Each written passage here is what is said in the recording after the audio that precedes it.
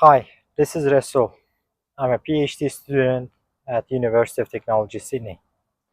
During this process of doing a PhD and PhD thesis, I'll be working on some research topics on robotics, and along the way, I'll be sharing some discoveries and outcomes of our research, our perspectives. During this way, I'll be also walking around, exploring Sydney, taking some nice shots, and making a series of videos uh, on this topic. And in these videos, we will be talking about the latest novelties and some insights about my research. So this is a series of videos, and this particular one is the first video that I'm taking. So probably it won't be as great as I want it to be. So almost 2 years ago, I got my scholarship as an international student to come to Sydney and do my PhD in robotics. And so far, I'm in the middle of my journey to finish the PhD, but I realized that it will be interesting to get some feedback and some discussion uh, on the topics I'm working on, so that both me will improve my uh, presentation, my topic, insights, and also it will be beneficial for you as we go along this journey together. So this series of videos is not about me giving a lecture or anything of that sort. It will be more about discussion on the topics that I'm working on. So today we will discuss what the core topic behind my research, and then we will, in the next videos, we will talk about very interesting topics specific to my research. And also, maybe if you want, we can have a look at some interesting articles, not in terms of explaining in terms of technical parts much, but more about the insights and where the field of robotics is advancing towards. So what I'm working on human robot collaboration. Well, the essence of it is actually the field is called Human-Centric Robotics, which is kind of interesting as it's fifth industrial revolution, which comes along with this human-centric approach to solve some problems in industry.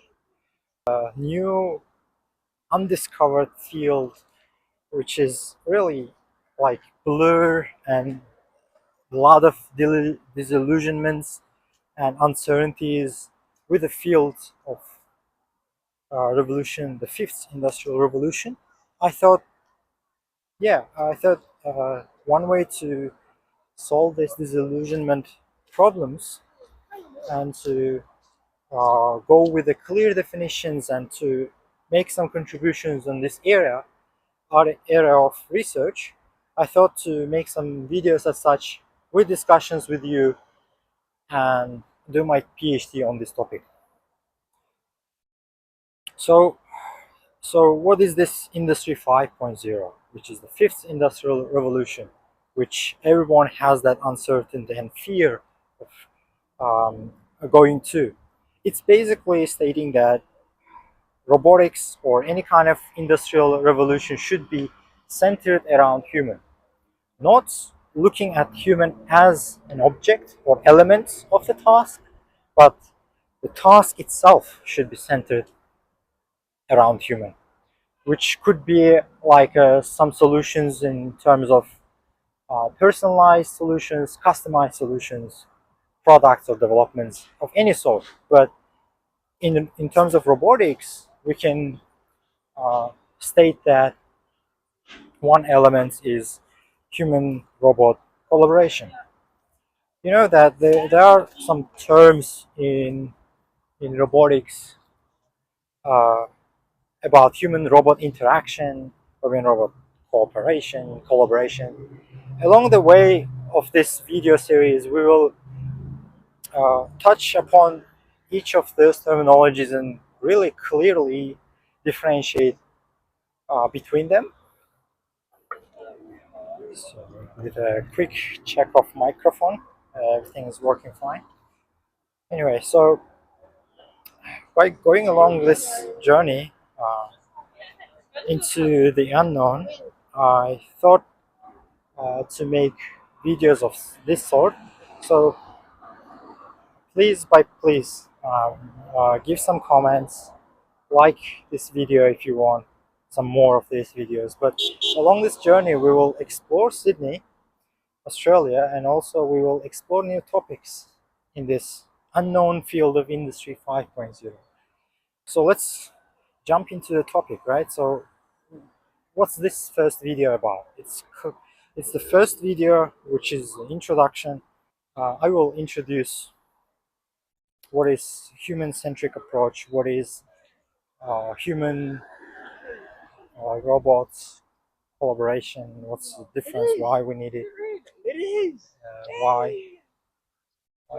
we wanna work on this. Let me show you something.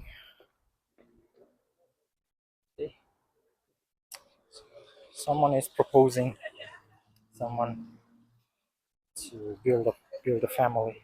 I thought it will be beneficial to just put some examples of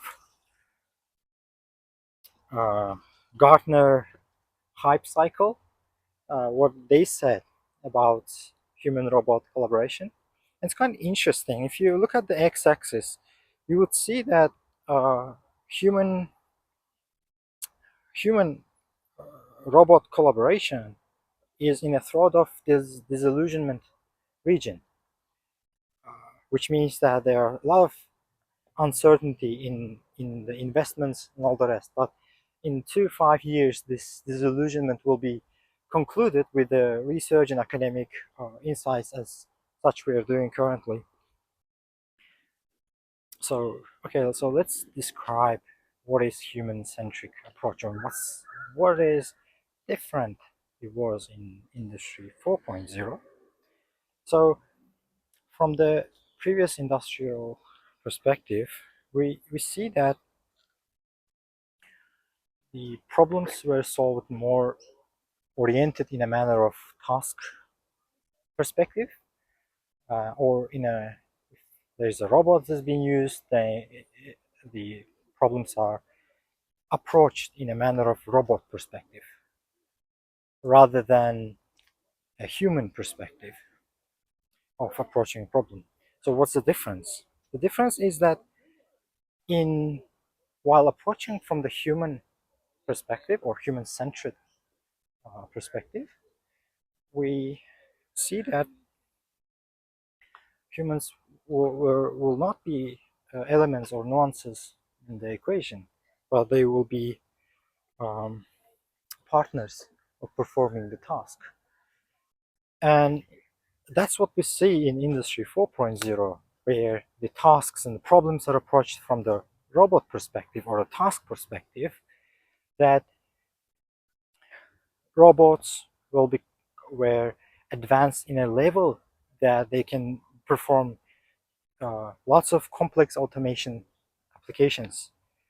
But when we put human in the process, in the environment, the uncertainty of a human, or the element that human brings in, the biases, the intuitions of a human, the robotic approach of solving a problem should not be in a manner of just advancing the robots as of looking from robot perspective. That's why what human-centric approach stating is that robots are built for humans to work alongside humans and to work with humans as partners rather than just being tools that can operate successfully in some cases and autonomously, independent of human. Let's give an example for that. As if you're working on uh, path planning or object avoidance, collision avoidance topics in robotics, and you are considering the humans as in the environment, you would immediately attach and consider or assume human as being an object that has uncertainty and noise. And then that's from robots' perspective. That's what equations were developed. But what from the human-centric perspective, that's not the way to go. So as I see from the big picture of this is the way that the process has been done is more mostly about bottom to top view, which I call as giving this example. But with human-centric approach, we should really look at top to down view, which is viewing from the bigger picture, uh, identifying the what makes human human and what makes robot, which seems like very simple, but they are quite difficult to understand, comprehend from the engineering perspective. That's why I see what is needed for human-centric approach is a multidisciplinary perspective. The perspective of not only engineers, but also the field of social science, the field of neuroscience, psychologists, and other fields that deal with people. They don't consider people as just an element, but as a main uh, starting points to solve a problem, which is kind of something not very applied and profound in the field of engineering. As engineers, we tend to work independently and try to consider humans as just noises and elements that we have to deal with as problems themselves. But from the perspective of human centricity, humans become not problems, but the source of information. What is that? So what do you have to consider then? Let's look at the big picture. From picture that humans are very good at intuitive decisions and high level action taking, while robots are quite good at calculation, computations, and any sort of information processing.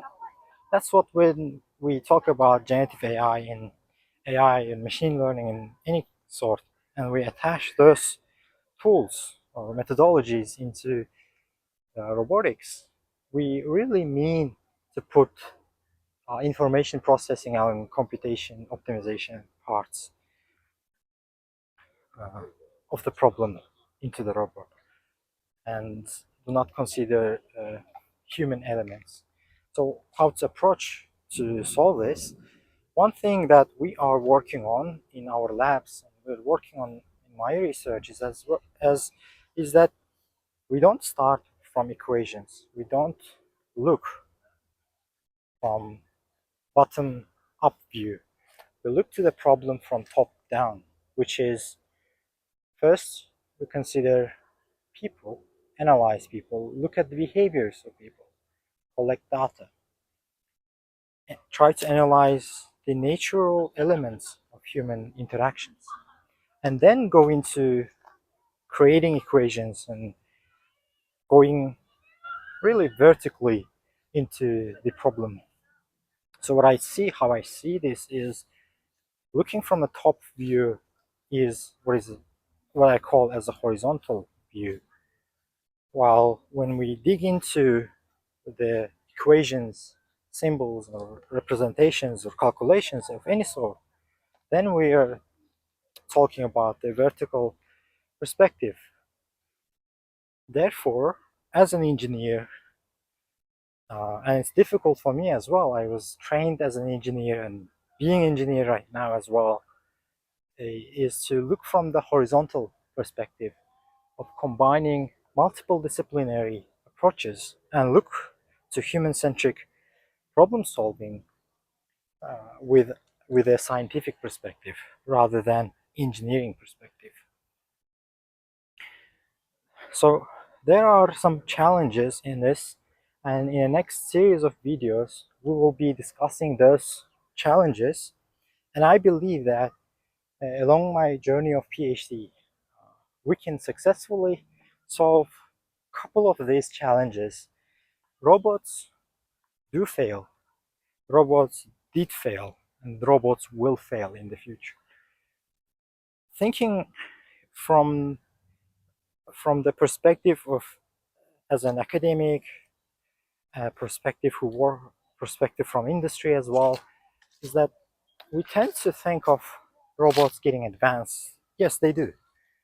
They solve lots of problems, and they get complex and complex. But there is one thing that's quite certainly will not change, is that they will make problems. They will make errors, and they will make failures.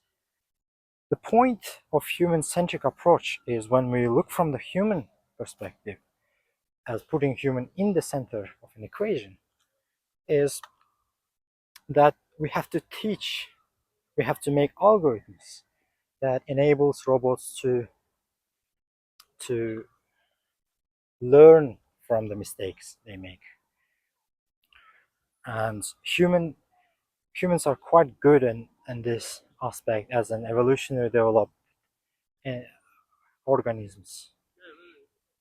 But it's not that straightforward to come up with algorithms or any sort of solutions that addresses learning from mistakes. So what's the consequences of having lack of human centricity in developments? And what was the problem of industry 4.0 was that you can see from this image is the Waymo car. There's autonomous vehicle developments such as this Waymo car in the image. You can see that people actually politically and with the mind of not trusting and not feeling secure enough in these technologies, they could make damages, and that will end up in endangering the human lives. Humans attacking those robots are the results of those robots not acting upon considering humans as partners. And humans are not considering them as partners because they are not acting as partners.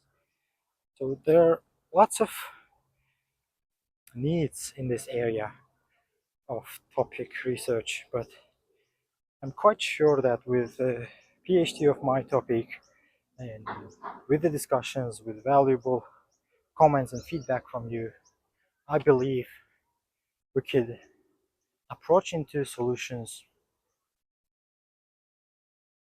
to go into this new unknown territories. Let me show you the Opera House. You see? There it is. So we'll make a quick tour around Opera House and then we can conclude the video. One another discussion point I want to make here in this video is about considering what robot really is, what human really is. So from my perspective, I see the analogy, I see the inspiration from human-human interactions. One is example being human in human-human interaction is teacher-student relationship to solve a problem, learn some new tasks. In that analogy, we can put teacher as a human and student as a robot, where, in other words, teacher being the master and the human, and the student being emissary or the robot. We should consider human and a robot as partners rather than and enable them being partners rather than them being doing tasks independently of a human. Therefore, while assigning a task, it makes sense, logical sense, to consider human partner in human-robot collaboration as a as an entity who has intuitive decision making, while in this human-robot collaboration, robot being entity who's good at doing calculations and whose mainly job should be calculation and computation or any sort of optimization. But that's aircraft carrier. That's Australian aircraft carrier. This one is famous ferries. So in the next series of videos, we will be going through topics that I'm working on, and I believe the advantages could only occur when there is open sourceness and open collaboration with the community. That's why I really want you to give some feedback. Feedback, your comments will be benefiting me, and consequently, due to these updates, it will eventually benefit you and all together. The goal is to have at least one video a week and explore some new spots, spots in Sydney, and we'll explore together. So if you have any locations that you want to visit, go through this help of YouTube, and please write down in the comments below. And if you like the videos to continue as such, then please like the video and give some comments, share, subscribe. It will benefit me a lot. It will benefit all together, because I see this platform, this video creation, as being beneficial for improvements in the field of human-centric robotics.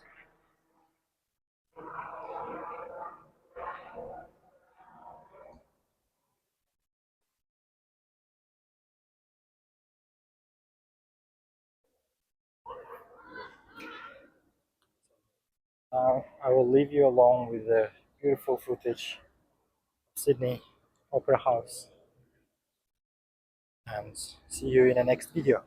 Bye.